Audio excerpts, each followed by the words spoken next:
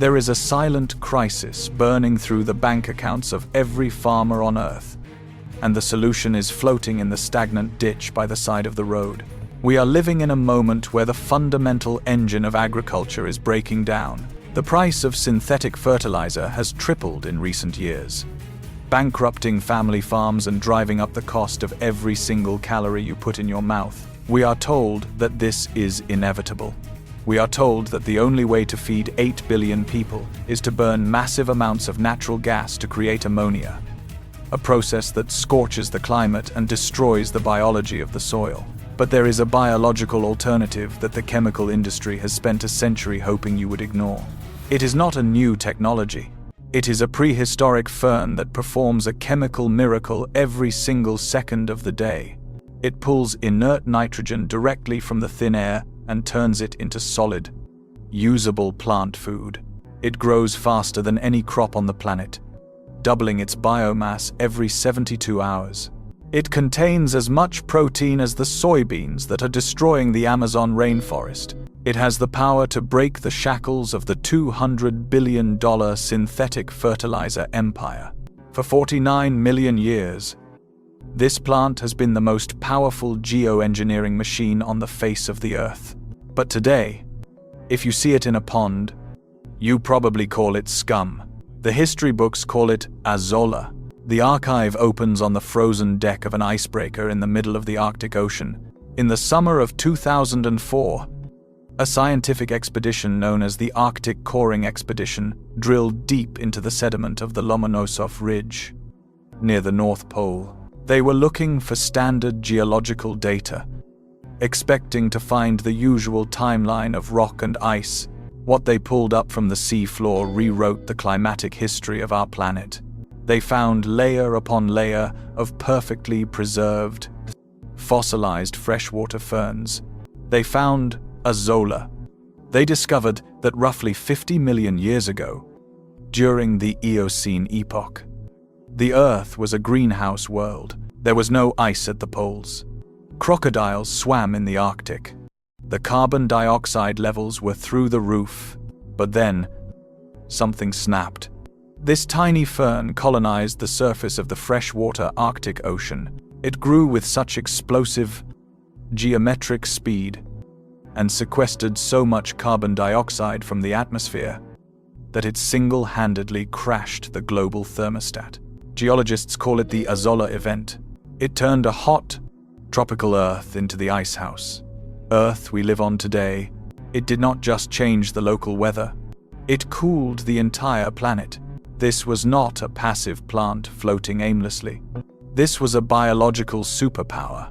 While Western science was completely oblivious to this geological history, the peasant farmers of the East had already harnessed the power in the Red River Delta of Vietnam and the terraced rice paddies of China. Farmers did not wait for the invention of European chemical factories. They co-cultivated Azolla with their rice for over 1,000 years.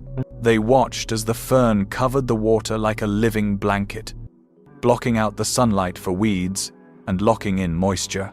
When the rice grew tall and the water was drained, the Azolla decomposed, releasing a massive payload of pure, organic nitrogen directly into the crop roots. They were printing their own fertilizer. They were farming with the engine that cooled the world. So, what is the mechanism inside this tiny fern that makes it more efficient than a billion-dollar industrial factory? Let me tell you what is actually happening inside the leaf. The secret of Azolla is a microscopic marriage that defies the laws of scarcity. Inside every tiny leaf cavity of this fern lives a symbiotic cyanobacterium called Anabaena azollae. This is the biological anomaly that changes everything.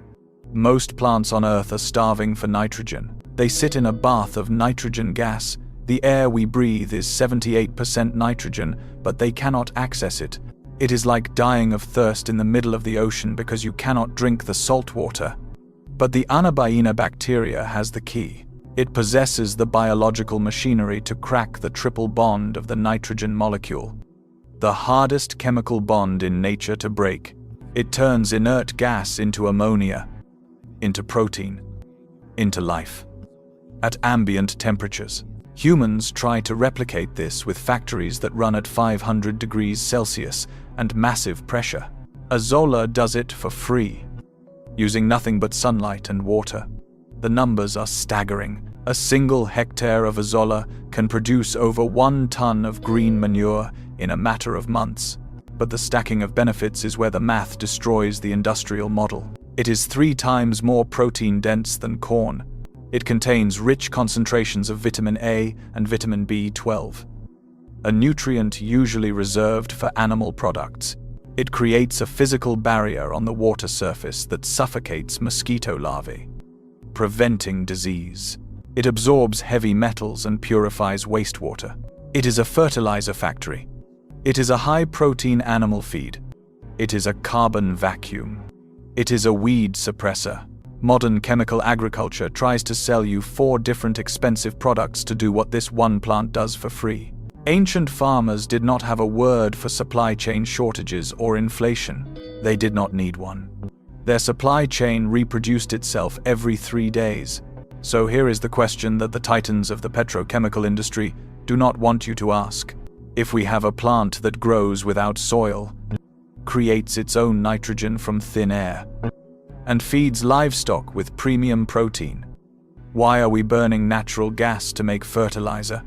Why are we dependent on a fragile global trade network for the most basic element of human survival? The suppression of Azolla was not a conspiracy of silence. It was a conspiracy of convenience and profit.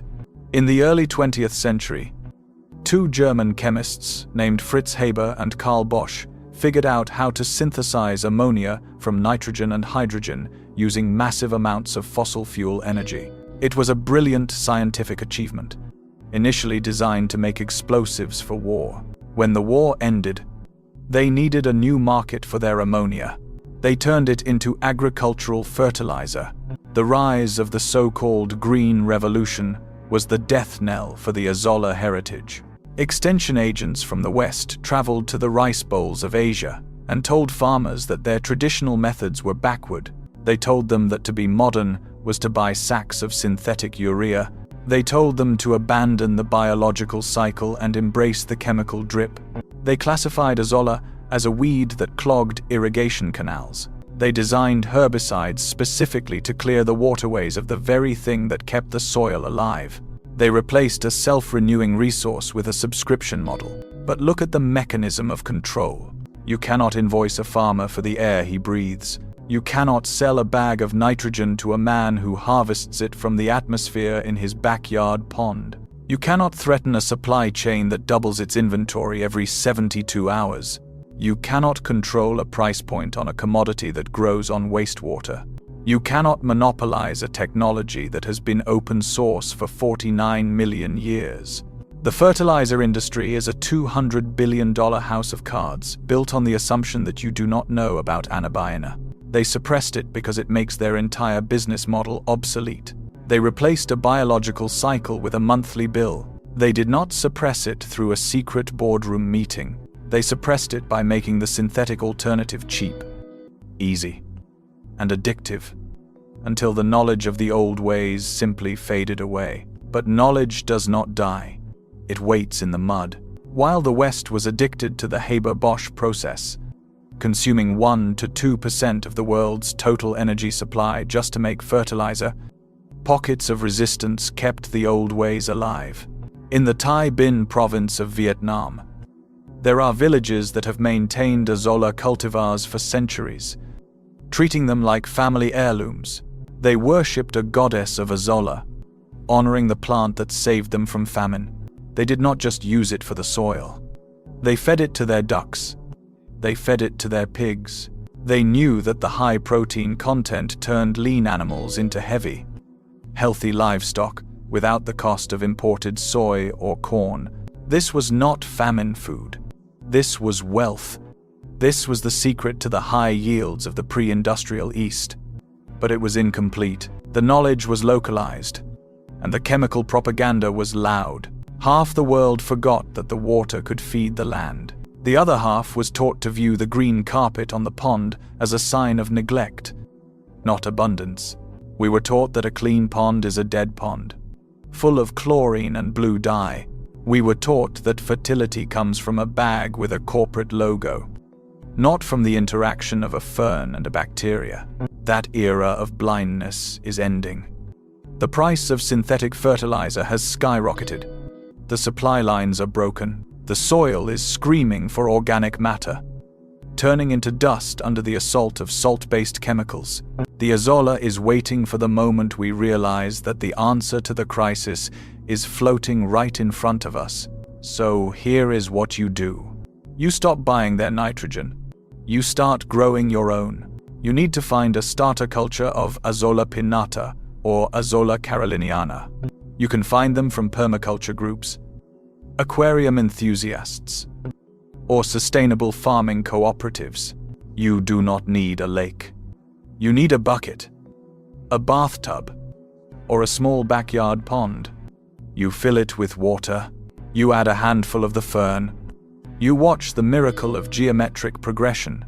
But you must be smart. You must treat this plant with the respect of a powerful tool. Azolla is a hyperaccumulator.